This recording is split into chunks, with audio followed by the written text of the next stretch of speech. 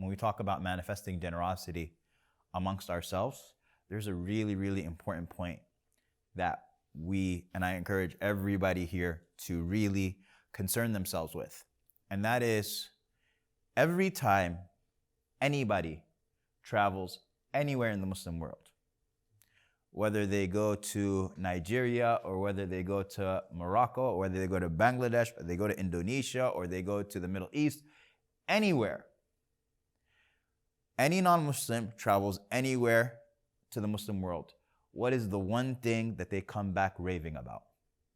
Generosity. Absolutely. Hospitality.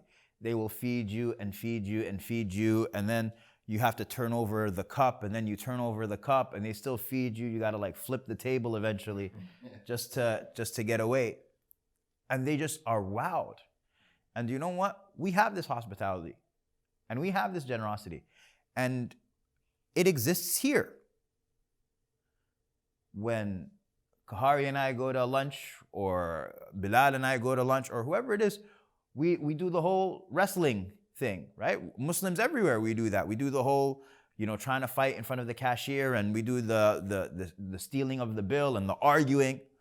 And I can't tell you how many times that waiters or cashiers or what have you have kind of thrown their hands up in the air, just like, there you guys go again, right? Like, y'all always do this. And I've heard this so many times. But we only do this when it's us. But when I go to lunch with Bill, right, or when she goes to lunch with Jessica, are we doing the same thing?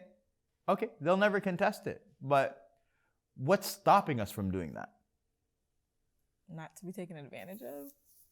You think that they will never contest it? Why am I not worried about being taken advantage of when I go to lunch for someone else? You assume that we don't do that with Jessica.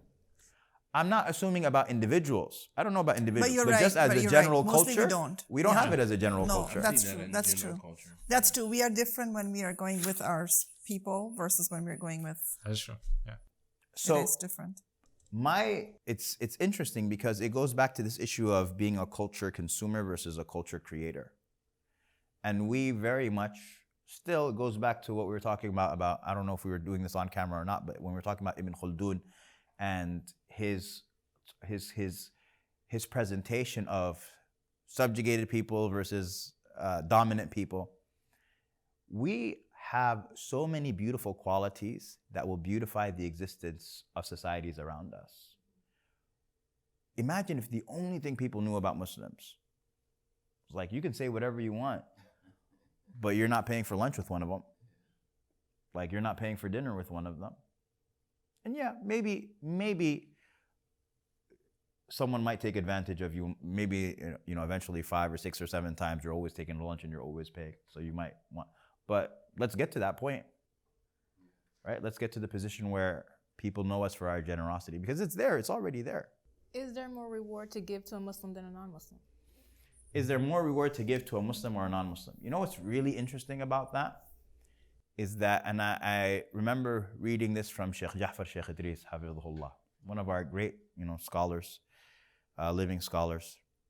He says, look at all of the verses in the Quran that are talking about feeding the poor and taking care of the orphan. You will find that they are Meccan surahs. The vast majority of them are Meccan surahs. Now, when the Muslims were in Mecca, how many were they?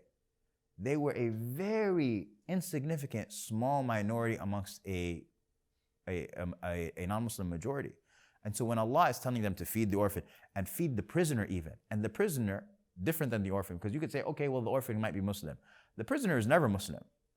And so when Allah is saying, feed the prisoner, take care of the orphan, take care of the poor, it is invoking us to take care of the non-Muslims around us as well. And the Prophet ﷺ's generosity and all of his beautiful qualities were never restricted to the Muslim community. Everybody recognized and everybody experienced his generosity. Everybody experienced his benevolence. Everybody experienced his beauty.